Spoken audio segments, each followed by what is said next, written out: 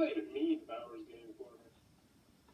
Ahoy there, YouTube! I'm back again today for another game review. Today we're excited to check out Clue Suspect from Hasbro. This is for 3 or 4 players. Ages 8 plus will take about 15 minutes to play. And in Clue Suspect, you are a sleuth trying to figure out who committed a murder, where they were, and what the weapon was. But this is purely a card game where you are still going to have to figure things out by deducing different stuff and asking questions to your neighbors and trying to solve the crime. Now, there is Clue the card game. This is completely different from Clue the card game, because Clue the card game actually has tiles and notepads and different stuff like that. This one is all 100% cards. Is it good? Is it better than Clue? Is it better than Clue the card game? I don't know. Let's open it up, and I'll tell you what I think. Alrighty then, we're going to take a look at what you're going to get inside of Clue Suspect. So, first and foremost, we have our handy-dandy rule sheet.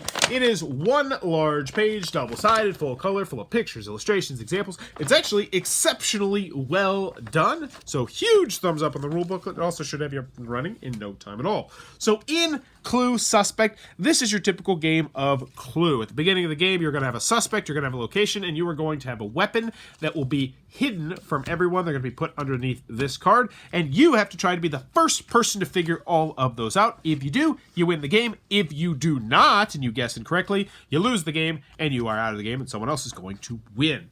How does it work? Let's go over the components. Let's go into the gameplay. So first and foremost, you'll notice it's cards, cards, cards, and more cards. It is nothing but cards. The star of the shows are obviously going to be these cards right here, the orange cards, which at the beginning of the game, you're going to break up into 3 categories: suspects, locations, and weapons. So let's go ahead and do that. After you've done that, you're going to randomly shuffle them up and put one of each underneath here. Now, I do want to mention that I am playing with what they call the advanced variant. There's 3 cards in here that are advanced. You have the gun, and you have 2 different locations. Really, it just adds more places that you need to try and figure out if it's where the crime was committed in another weapon. Because without them, it's 6 suspects, 3 locations, and 3 weapons, which just seems really oddly imbalanced. It's really kind of odd and wonky. And honestly, if you're watching this and you have this game and you're trying to figure out how to play it, I would recommend mixing them in immediately, because it's still a very simple and straightforward game either way. So I'm going to shuffle these up, put my suspect in there, put my location in there, and then put my weapon in there. So those secretly go underneath this right here. This is the crime scene, and then boom, we're going to mix it up, and then we're going to deal them as evenly as possible to all the players in the game. So we'll pretend we got a 3-player game going on, and everyone will get the cards evenly. So now what you're going to do is you're going to get this deck of cards right here. And everybody's going to have the same deck. It'll have the pistol, the mustard. It will have all the cards that are in the game, all the orange cards. What you're trying to do is whittle down which of these cards could potentially be under there. And I'll show you how that works. So to start off, you look at what you have. So I have the hall, the kitchen, the knife, and mustard. So I know those are not going to be underneath there, so I would get rid of them. The hall, the kitchen, the knife, the mustard. Obviously, I don't want people to see which ones I'm getting rid of. Hall and kitchen I still need to get rid of. There's the kitchen. All I need is the hall, and we are good to go. Hall, kitchen, knife, mustard. So all I need left is the hall. So, once you have done this, and everyone's done this, the game will start. I think the hall is over here in this stack. I might have missed it, but it's no big deal. But as you can see, each player is going to have their own different symbol, but the same cards. Once everyone's done that, one person is going to be the first player. Now, I do want to mention they have this handy-dandy little player aid card. Honestly, you're never really going to need it or use it, so you can pretty much just toss those. We don't need them. You also get these cards, oddly enough, which give you a brief description of the people, and they're not for play. I don't know why they're in here. Sure, whatever. But anywho, what you're going to do on your turn is you are going to say 2 of the things. 2 of the locations, 2 of the weapons, 1 weapon, 1 location, 1 weapon, 1 person, any combination of the such. So I would say, pistol and scarlet. And the player on my left is going to go first. And they are either going to tell me that they can help and slide me 1 card, which will be either pistol or scarlet. And they say, I cannot help. So let's take a look. So they do not have pistol or scarlet in their hands. So they would say, I can't help, which now means the next player would see if they had pistol or scarlet. They actually have pistol and scarlet, but they do not tell me they have both. They only slide 1 over to me. I look at it, I see it's the pistol, I slide it back over there, and then I would get rid of the pistol because I know the pistol is not down here.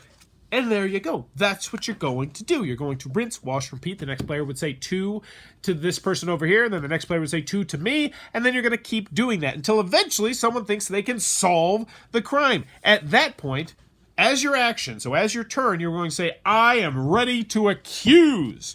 So, if you're ready to accuse, then you're going to set 3 cards in front of you. These 3 cards in front of you. Now, oddly enough in this game, other people can also say, yo, I'm ready to accuse as well, even though it's not their turn. So this person might say, I'm ready as well.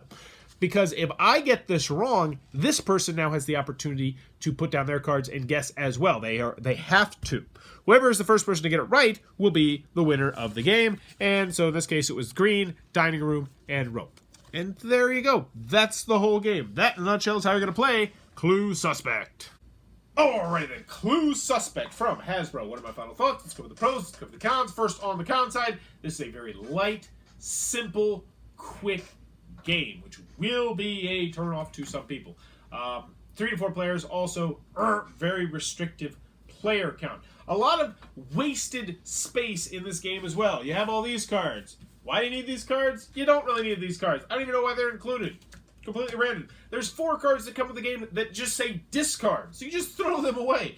I don't really understand why they threw that stuff in there when they could have made something else, added something additional to the game. If you're paying to print off these cards that actually have different, unique backs, like you're not just using the same backs, they paid extra money to have these cards, why not put something useful in the game? I do not understand that at all. Also, the advanced variant should just be the game.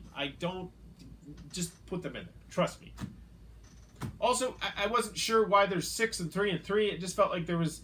I don't know. If you have 2 weapons in your hand, you immediately know what the weapon is. If you have 2 locations in your hand, you immediately know what the location is. So you definitely want the advanced cards in there. Just some odd stuff in this game. Now, component-wise, the rules are fantastic. Player aid card, it's nice that they have it. It's thorough, but you're never really going to use it because it's such a simple game. But these cards, man, these cards are super thin. They feel like just barely thicker than construction paper. In fact, construction paper might feel thinner than these cards. So I'm not a big fan of the cards at all. You don't like Clue, you're not going to like this game. I think, but if you don't like the deduction element of Clue, you're not going to like this game. Because there's not die rolling. There's not that random element in this game. So, yeah, take that for what you will. I mean, honestly, it's really simple. Moving on to the pros, if you like Clue and if your kids like Clue, but you want a quicker, more streamlined version of Clue that gives you the Clue feel, but in a very quick time frame, this is a good game. And I said the same thing about Clue the card game as well, which had tiles and it had a notepad. This is a much cleaner system. Now, which one do I like better? There's the question. Do I like Clue better? Do I like this better? Do I like that better? And honestly, I would lump all 3 of them together. I feel like I like them all about evenly. If I want to play a longer game of Clue, then I'll just play regular Clue. You know what? Take that back. I feel like I like Clue the card game maybe a little bit better because it has all the same elements of Clue, but without the board, without the random dice rolling. But it does still have randomness because there's these cards that you draw, and the cards are, some are way better than other cards. Honestly, none of them are great games. I'm going to put it like that. I don't feel like any of these games are great. I would say this one is the least swingy, though. There's not the die rolling aspect. There's not the random card aspect.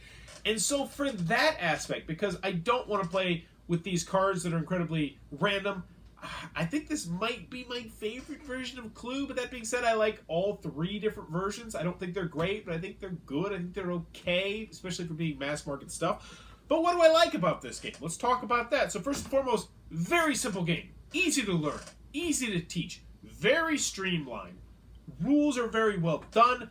Nice compact box. I like the artwork. There's a little bit of bluffing in this game. There's a good deal of information that you can pick up if you're really paying attention, which is important. You need to be paying attention on other people's turns because here's the thing.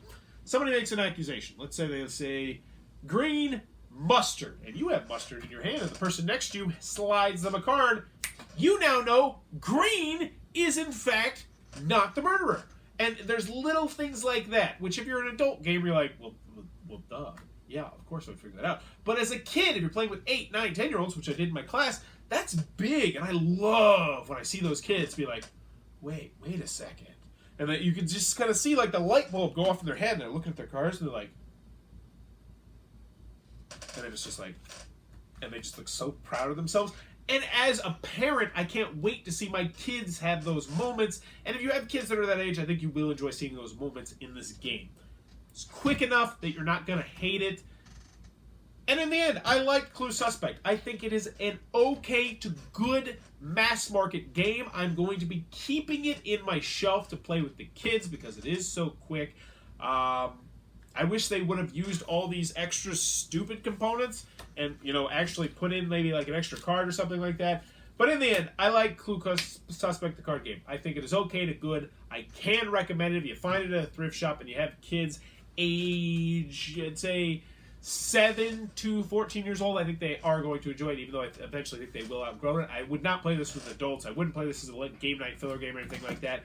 But with kids, which I think is the target market, I enjoyed it, and they really, really enjoyed it. In fact, I was like, you know what? I think I might put this in my giveaway pile where I'm going to give it to one of the kids. They're like, no, can we keep this, please? We really like this.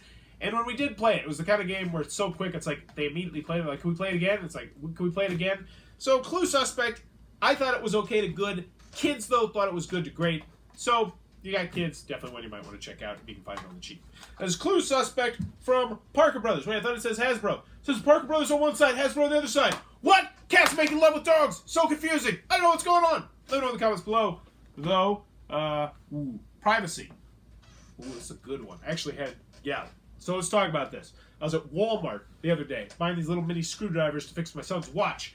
And normally, whenever I go to Walmart or the movie theater or Dollar Tree, it says, would you like to check in at this location? Help take pictures, help other people rate this place. Normal stuff like that, which I'm fine. I got my GPS settings on.